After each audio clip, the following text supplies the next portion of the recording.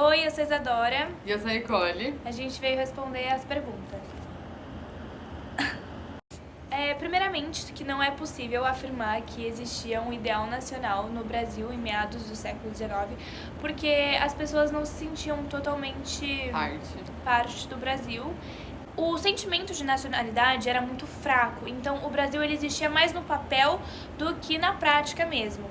E também o país estava enfrentando muitos riscos de fragmentação, que nem a gente teve no período regencial e no período do Império. A construção de um ideal nacional ele foi buscado posteriormente com instituições para que houvesse uma unificação assim do povo brasileiro. Então, por que a gente pode falar que não existia tanto esse sentimento de pertencimento, de união, de nacionalidade no Brasil?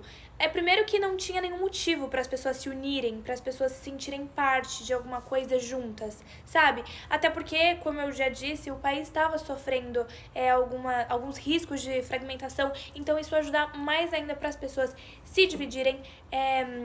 Então, era isso, sabe? Não tinha nenhum movimento, nada que levasse todos a irem atrás de se unirem e buscarem a ter uma nacionalidade, a pertencer àquele lugar, sendo que todo mundo queria. A literatura, por exemplo, foi algo que ajudou muito as pessoas a se sentirem parte de uma nação, se sentirem pertencentes a um lugar, que no caso seria o Brasil.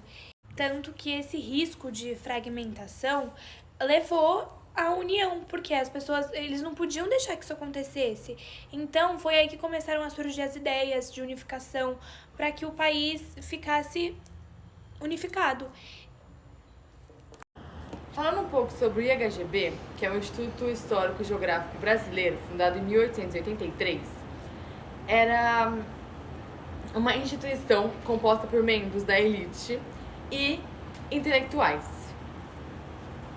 Para promover um sentimento de patriotismo, o IHGB, o seu principal objetivo era escrever histórias do Brasil baseada em heróis e personagens brasileiros com o apoio de Dom Pedro II. Sendo assim, ele teve um papel fundamental na construção de uma identidade brasileira.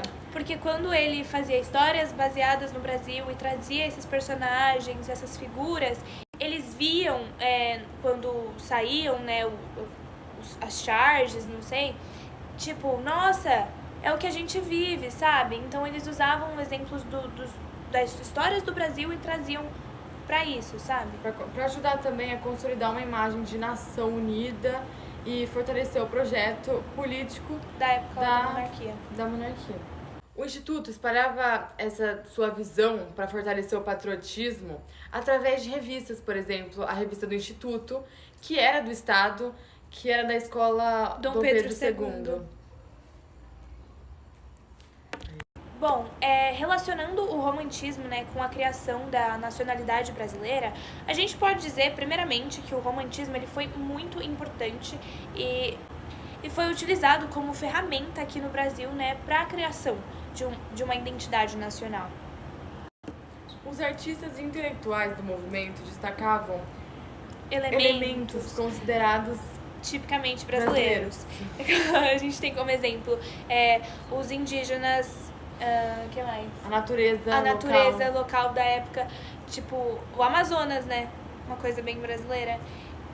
Então eles usavam isso para destacar nosso nacionalismo. Eles usavam esses temas para criar um sentimento de orgulho, de pertencimento a um lugar, porque as pessoas iam olhar e aquele mesmo esquema, a gente ia se identificar porque a gente estava naquilo, a gente estava vivendo naquele lugar. E tudo isso, então, para gerar um sentimento de orgulho nacional, como a Nicole falou, e cultura própria, pertencimento. A figura do indígena foi idealizada como uma pessoa nobre, pura, valente. Então, isso foi central nesse processo. Ele foi tratado como símbolo da nação, do processo que eles estavam vivendo ali na época, sabe? O símbolo que eles mais usavam eram os indígenas. Foi dessa forma que o romantismo ajudou nessa ideia de brasilidade. A promover e reforçar o nacionalismo. Então foi isso, espero que a gente tenha deixado claro aí o que a gente pensa sobre. Isso. E eu sou Isadora. Eu sou a Nicole. Ops, a gente repetiu.